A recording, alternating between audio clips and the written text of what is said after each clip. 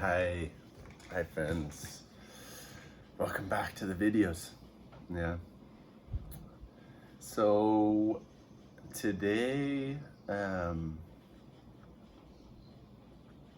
most of you who are listening to these videos, you work with different plant medicines like ayahuasca, San Pedro, mambe rapé, or you do meditation, shamanic rituals. In the end, in some way,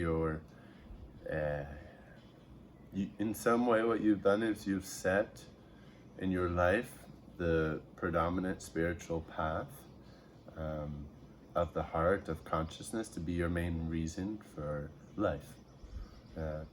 And so this course that we're doing, it touches different topics, but all surrounded around the same subject, which is consciousness and awakening and going back to that truth.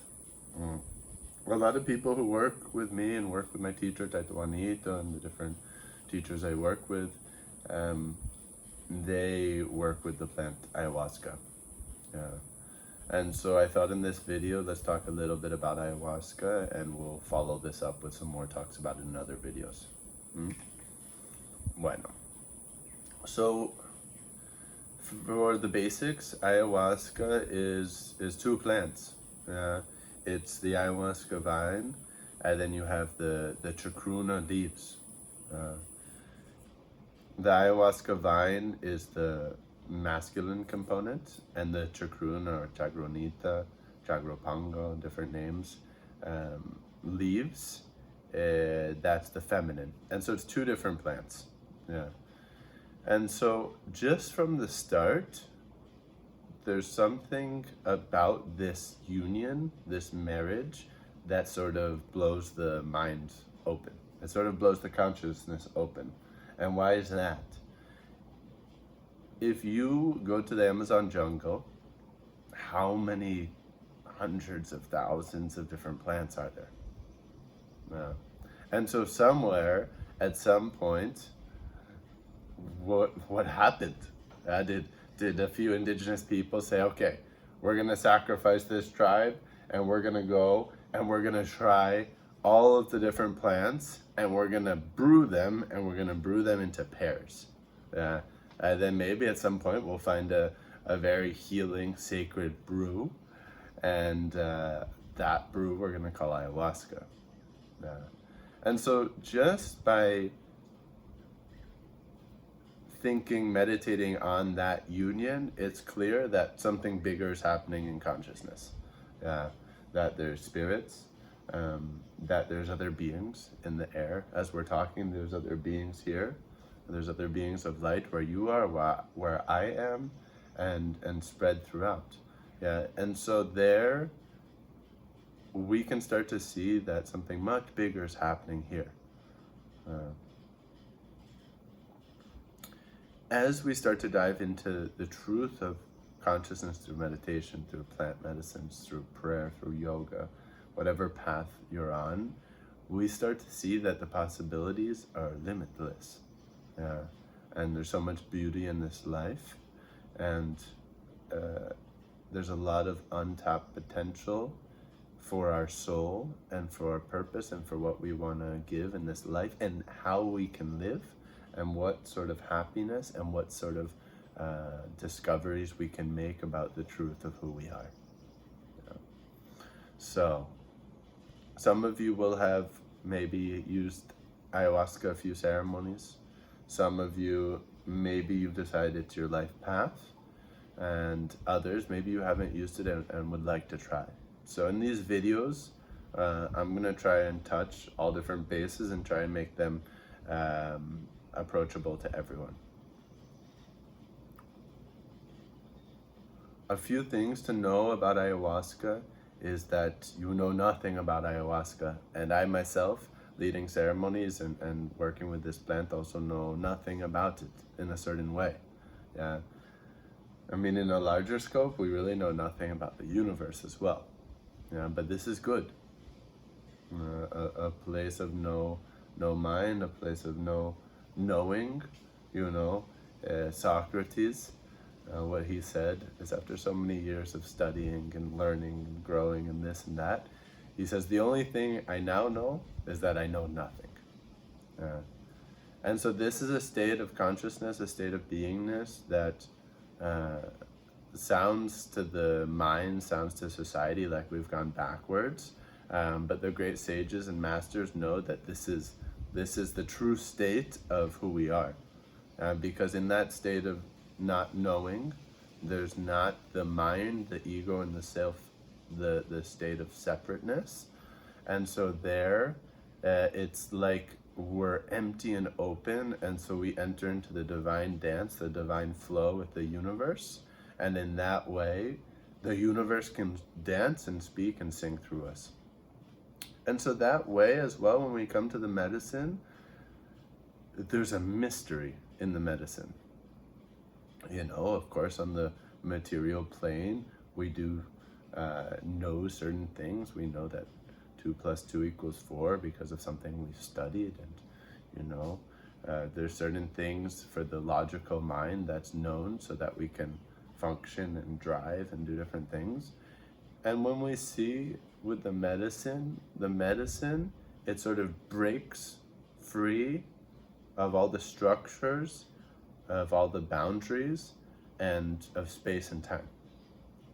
And so even for people who are leading ceremonies, people who are working and helping in ceremonies, or people that are participating, it's a mystery. Every single time I drink the medicine, I know that it's a mystery, and I'm stepping into uncharted territories in a sort of way. In that way, the more you work with the grandmother ayahuasca, the more, if you're doing it in a right way, you have more and more reverence, you have more and more humility, you have more and more respect for her, because you know that her message, her power is opening you into the infinite. Yeah. It's also very important to know that the ayahuasca, in a lot of cultures, she's seen as a grandmother, and some he is seen as a grandfather, so that can be interchangeable. But it's important to know that the grandmother ayahuasca, in many ways, and it's often talked about, that she has a very loving, caring tendency, but she also has a way of slapping. Yeah. What I've understood from my teacher and understood from my work with the plant is that the grandmother doesn't give slaps. Yeah. She's loving. What she offers to you is love. What she offers to you is patience. What she offers to you is humility. What she offers to you is kindness. Yeah. But you, with the information she gives you, just in the same way with life, you may slap yourself with the information that she gives you, and that information is information that is taking you to love. Yeah, it's the same way with life, right? It's like we believe that in existence there's inherent suffering, but what's actually happening is we're suffering existence. Yeah. Life isn't made up of suffering. It wasn't a time of ecstasy and a time of suffering. Life is a movement, and we learn how to move with that movement. And so what happens in ceremonies in the ayahuasca is, in some way, the movement becomes more accentuated. Yeah, it's like through life you're dancing, but then like in the ceremony you're doing like the most advanced form of the dance in a sort of way. And so what I often tell people and feel in my own work with her is that it's like she takes you through the different extreme polarities of your life. And so there's the minus, there's the plus, and the plus and the minus, neither of those are bad. Yeah, but there's moments of sadness, there's moments of elation, there's moments of death, there's moments of rebirth, there's moments of laughter, there's moments of of confusion and moments of clarity. Yeah. And so this is a dance which is sort of reorganizing you and reorienting yourself to the different corners and the different extremes of life. But those extremes are all part of life. Yeah? But somehow, when we get to a feeling of sickness, or when we get to a feeling of sadness, or we get to a feeling of fear or confusion, then there's a place within us which has resistance to that state, or has a feeling of pushing away that state.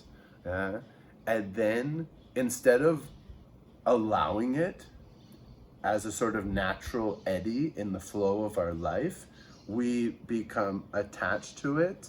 We become fearful of the fear. We become resistance to the confusion, and then we make it into a story, and in that way then we slap ourselves. Yeah. And so in the same way, it's like if there's a river, you know, the river has times where it's gently moving. There's times where there's big rocks, and so the river moves around it. You know, it has times where the river has a small waterfall, and then other times when the river has a huge waterfall. And so the river, you know, in the movement of the water, it's not saying, oh my God, here we go. Here's the waterfall. You know, am I gonna make it out of it this time? You know, the last million times that I did, I survived, but I don't know about this time. And it's bracing and it's bracing and it tries to find another way.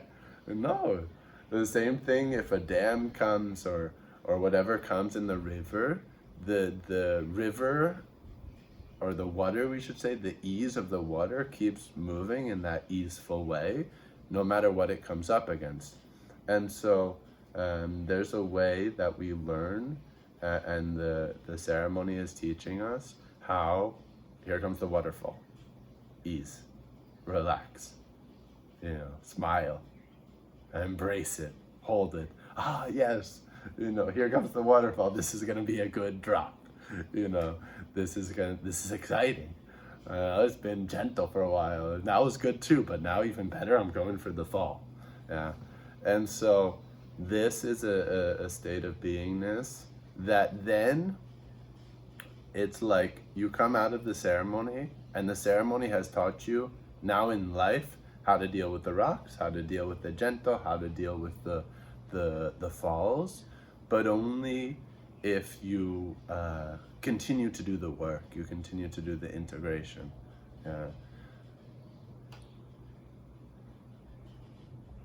Another beautiful part of this path, and something I've personally been working on, is how in meditation and different practices, especially in Tibetan Buddhism and different teachings of meditation, we're being taught how to step into the place of consciousness.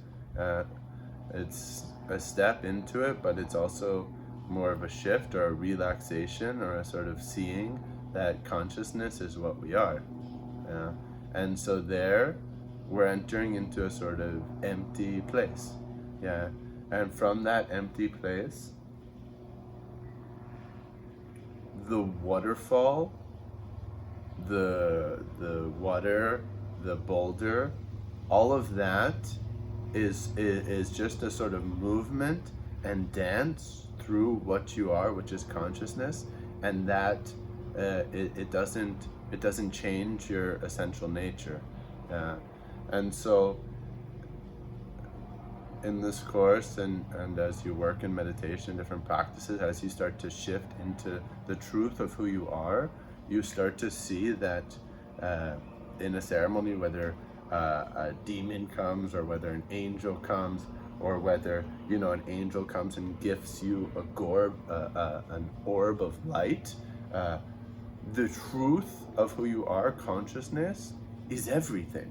And so all of this is just emanations. It's just sort of other aspects of yourself that are in a way reminding you of yourself.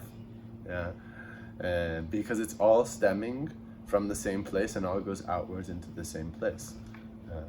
And so it's like, you know, when there's healings that are performed in ceremonies, it's like the great spirit or God or the energy of the universe, creation, Mother Nature, whatever you call it, Buddha, Allah, Krishna. It's like those energies are in a way healing themselves to remind themselves that we all are that we all come from the same light of consciousness.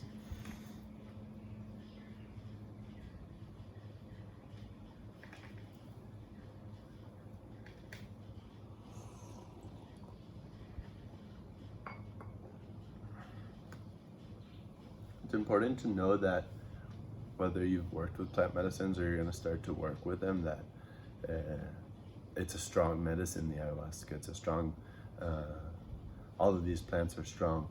And so I recommend to prepare yourself properly and integrate properly afterwards. With meditation, with yoga, with spiritual payments, with different offerings, with plant baths, eating well. And as well, I think it's very important to find someone that is studied in the art of healing, is studied in the plants, and that you feel a good connection with, that somehow your heart says yes to. I think it's very important to follow that. Because in the end, the ayahuasca, she's a very strong force. She's a very strong force of light, of consciousness, of love, and in the same way, she's a vine. And so she's coming and she's reaching out to different corners of the earth. And so you want to make sure that you feel strongly connected with the person or the tribe or the family that is giving that message of hers out.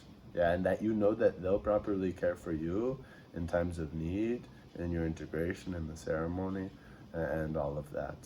And so I think that's important.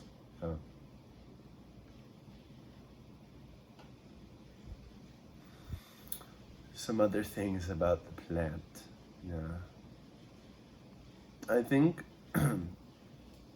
in terms of being in the ceremony itself, there's sort of different tools or different tools that you pick up along the way. And so some of them are basic kind of reminders, basic tools that you bring actually into the ceremony, into the work that you're doing with her. And so one that's very important and can be very helpful is your breath. It's important to hold the breath as sort of a best friend in the ceremony. If you're having a strong reaction, if the medicine is coming strongly, if you're feeling a lot of fear or confusion, insecurities or different things, allow yourself to bring yourself back to your breath. And either you can feel just your breath naturally moving and just tune into that. Just connecting with this natural movement of the breath connects you with the natural movement of Mother Nature through your body and this easefulness. And if that can be one thing you can try. And another thing that we do often is we do a 3-part breathing exercise where you do 3 deep breaths, you do 3 medium deep breaths, and 3 normal deep breaths. And so you can breathe in through the nose, exhale through the mouth. You can breathe all the way up to your collarbones and all the way down to your root chakra. And so for those of you who don't know this breathing exercise, we'll do it together for a moment. Okay, so starting together.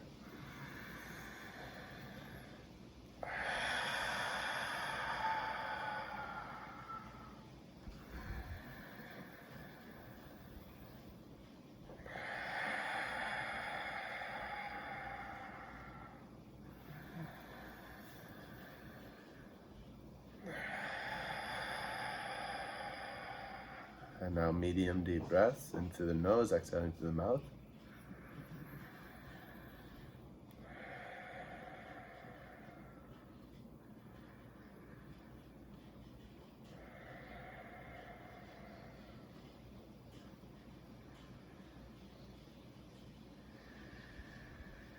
And then normal breaths when you're there.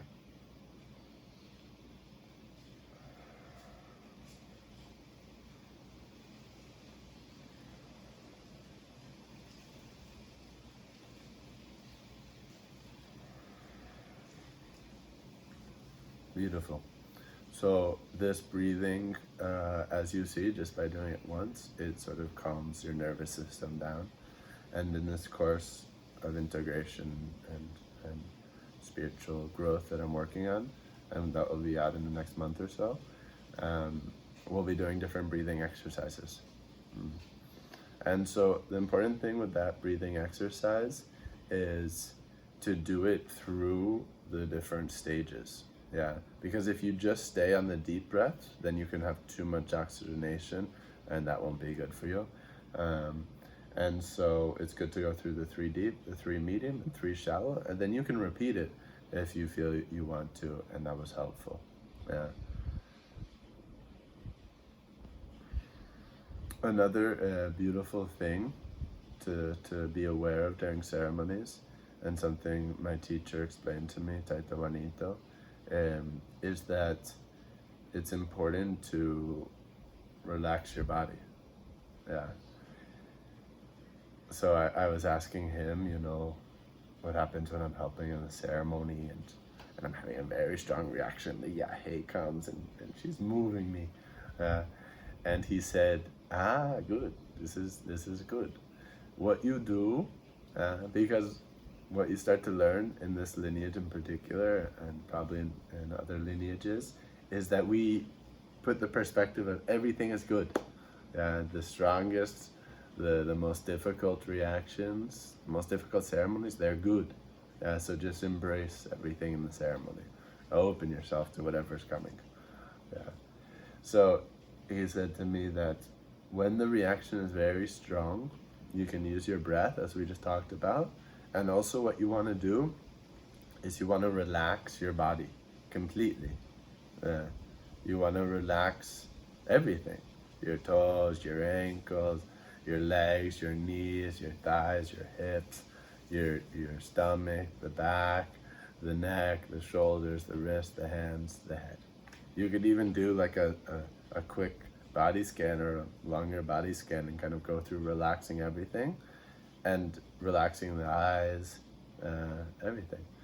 And so there, once you relax and you as well work with the breath, you're gonna see that your state of being is gonna become much calmer. Your anxiety, whatever the speediness was, that's gonna come downwards.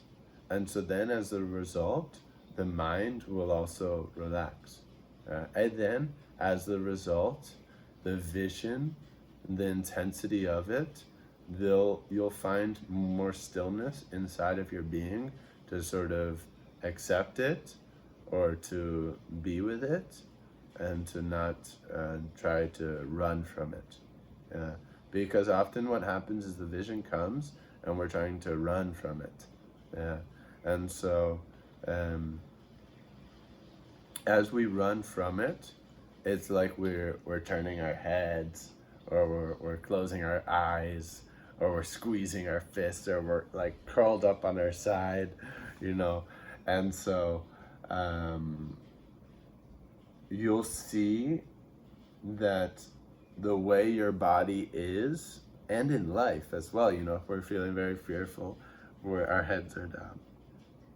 If we're feeling sad, our chests are tight. Sometimes when we have tensions, our hands are like squeezed, or something I found for me, sometimes I'll have my toes clenched.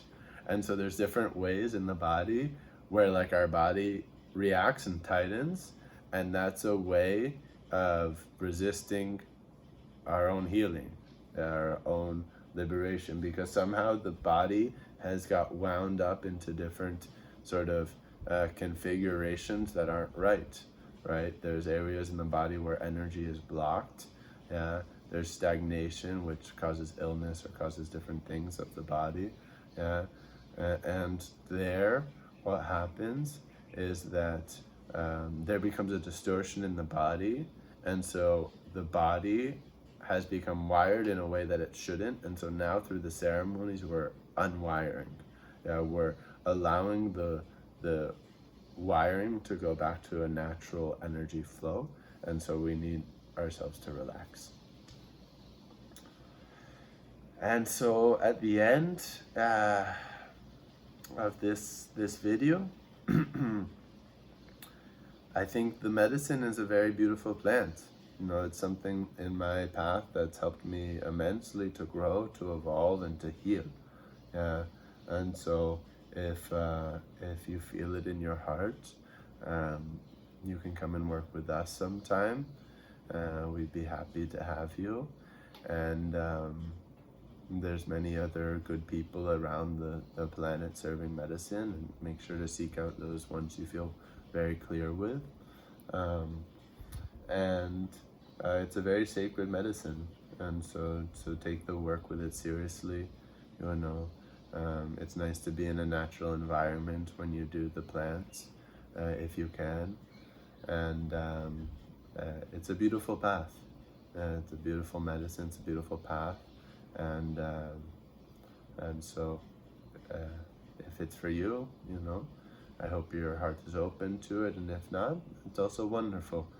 It's important never to be forced into the medicine, but also to know the differentiation between your heart wanting to try it and the ego saying, no, I'm not ready to evolve right now.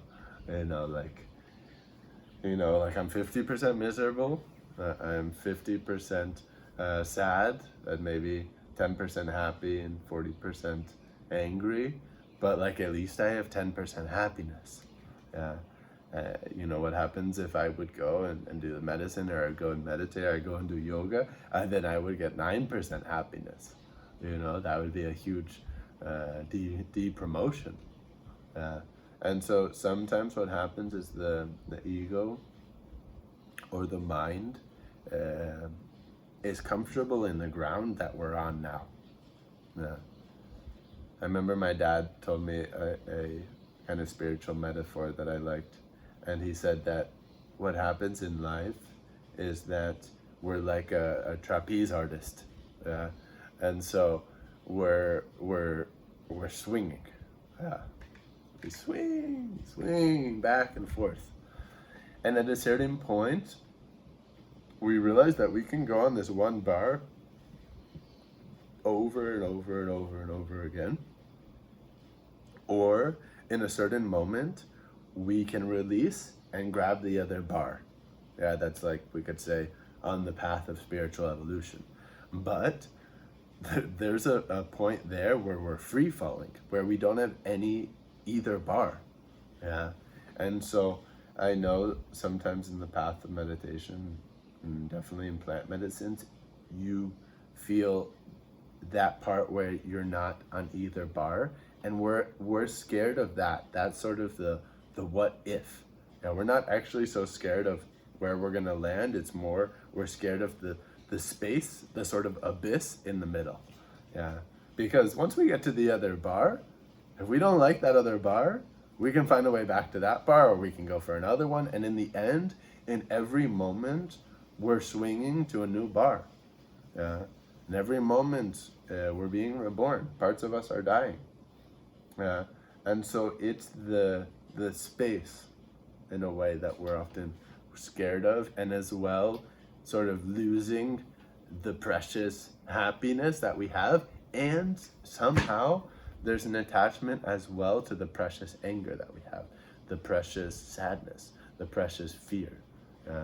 And so in our lives, it takes a certain amount of courage and a certain amount of strength to step into the unknown, and that stepping forward may be, you know, not just trying plant medicines, or not just trying meditation or yoga, or doing things that our heart is asking, but it could be breaking out of a job, you know, it could be breaking out of a relationship, It could be stepping into a relationship.